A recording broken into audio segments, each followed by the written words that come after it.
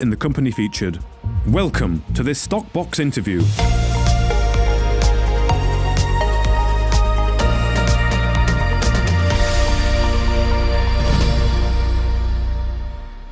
Joining me on Stockbox today is Scott Williamson, the Managing Director of Blackstone Minerals, which is an ASX-listed company with projects in Vietnam, Canada and Australia.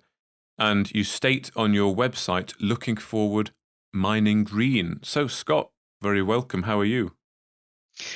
Yeah, good. Thanks, Mark. Thanks for having me. It's great to be talking to you, Scott. So yes, that looking forward, mining green. So is it possible to mine green? What's the company all about?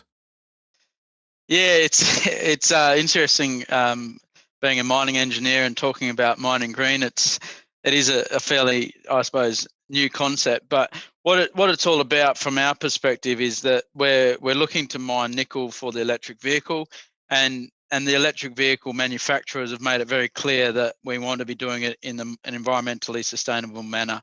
And to do that, we're looking at best practice ESG, but most importantly, we're looking at renewable power, low emissions, and a green product for that electric vehicle. So yeah, it is a focus of ours, and it's driven by the demand for nickel in the lithium-ion battery. So I noticed as well on your presentation that you're taking steps to become a globally significant green nickel product supplier, and you have a few projects going on, but maybe you can start with a bit of an overview of the projects and where you're focusing right now. Yeah, so we started initially as a gold explorer in Western Australia. We then moved towards British Columbia looking for cobalt. Cobalt's another key ingredient to the lithium-ion battery. From that, we then moved towards nickel because of the changing chemistry in the cathode for that lithium-ion battery. So the initial lithium-ion battery had a 1:1:1 ratio of nickel, cobalt to manganese. And now that there's a movement towards an 8:1:1 nickel, cobalt, manganese ratio. So 8 times more nickel than cobalt. So that's now the focus is nickel in Vietnam, but we do have these other assets which are non-core at the moment, and we're looking to monetize those. But yeah, really focusing on nickel because of that change in the battery chemistry going forward. Okay. So nickel, the main focus there in Vietnam.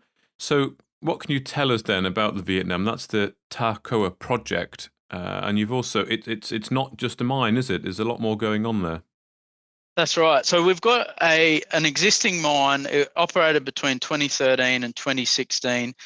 That at the time it was operating, there was some very low nickel prices that some of the lowest we've seen in the last decade. They closed the mine at a low nickel price. They put it into care and maintenance, the previous owners.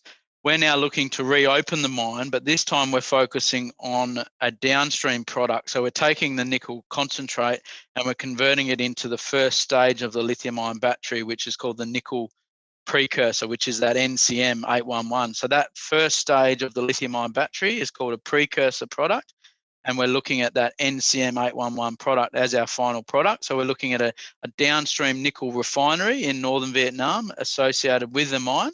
And so, yeah, it is a little bit bigger than the previous owners were looking, at a much larger scale.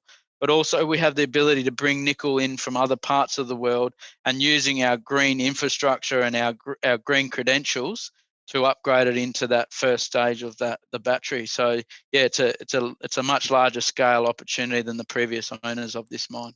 So it is interesting. We talk to quite a lot of mining companies here on Stockbox, and it's interesting that you take it that one step further to produce this NCM 811, the next stage, if you like, in the production of batteries. How important do you think that is? I mean, I also read that OEMs are demanding lithium-ion battery source from green nickel supply chains, and I thought myself not so long ago to all talk about cobalt and of course some of the problems that people associate with the DRC, and I thought it's going to be socially unacceptable for companies to source cobalt, for example, from companies like the DRC if they've got bad working practices. So I do agree with that. Do you also feel that's very important then, that the supply chain for this is going to be key going forward?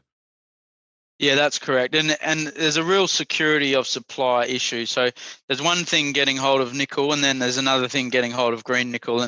And we'll be focused on those car manufacturers that are requiring the green nickel product. And when we source our nickel for our refinery, not just from our mine, but from other mines around the world, we'll make sure that we're using best practice ESG, ethics and green credentials, making sure that our supply chains tick all those boxes required for a ESG compliant electric vehicle. So yeah, it's a really important focus of the car manufacturers. We've seen it out of the US and Europe. Those major brands want to make sure that they have the reputation of sourcing the most highest value and highest credentialed ESG products that they can. So it's a really important focus of those manufacturers going forward. It also could be a very key selling point for some of these battery manufacturers as well, I think, to be able to state that they've sourced their raw materials from such projects. So where do you sit in this? Where are you at the moment? Do you have partnerships in place with potential buyers? Yeah, so we've got the existing relationship with EcoPro. EcoPro is the second largest cathode manufacturer in the world and the largest cathode manufacturer in South Korea. So we do have that existing relationship with one of the major players in the lithium-ion battery space. We're looking for multiple partners. We believe that our refinery has the ability and scale to allow for multiple downstream partners. So we are still progressing the opportunity to bring in other partners. We're also looking at partners on the feedstock supply partnership as well. So it's really it's a partnership model that we're looking at, and it's partners on the downstream, on the customer side, as similar to EcoPro, we're talking to others, and we're also looking at partners on the supply side. So other existing nickel mining companies that can bring in the ability for us to secure supply for our downstream partners. Okay. And Vietnam then, I mean, that's probably quite a good location, is it, right in the heart of Asia there? Yeah, so in northern Vietnam, we're near 6 hours west of Hanoi. This is an emerging hub for the lithium-ion battery industry. It's been a real focus of investment from outside of Vietnam, so a significant amount of investment into this region from South Korea, Japan, and a number of those major players in the electronic space, the LGs and the Samsungs, have been well established in this region for the last 10 or 20 years. And we're so well positioned with being on the doorstep of the major players in the industry, which are South Korea, Japan, and China. So very well positioned in northern Vietnam, and we believe that this is an emerging hub for the lithium-ion battery industry. Okay, great. And what's the current state of affairs then, Scott, with the project, and then of course the roadmap going forward? What are the key things that people can be looking out for?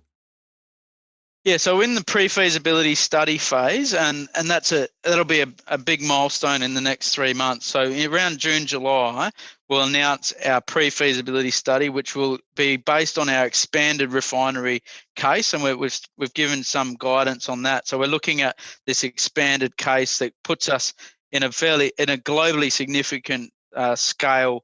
As it puts us in the top 5 of global nickel Class 1 nickel producers. So those numbers will be out in June, July. Then we move straight into the DFS, or the bankable phase of the studies. We'll also be piloting or that pilot plant phase in the second half of this year, moving into the construction phase in 2022 into 2023, and then producing our first products in 2024. Okay, well, a clear timeline there, Scott, and PFS in June, July, that's the next big thing to look out for. But for now, Scott Williamson there, the Managing Director of Blackstone Minerals, thank you very much for your time. Thank you. Thank you for listening to this Stockbox interview. For more information, interviews and videos, visit our website at stockboxmedia.com or give us a follow on Twitter by searching @StockboxMedia.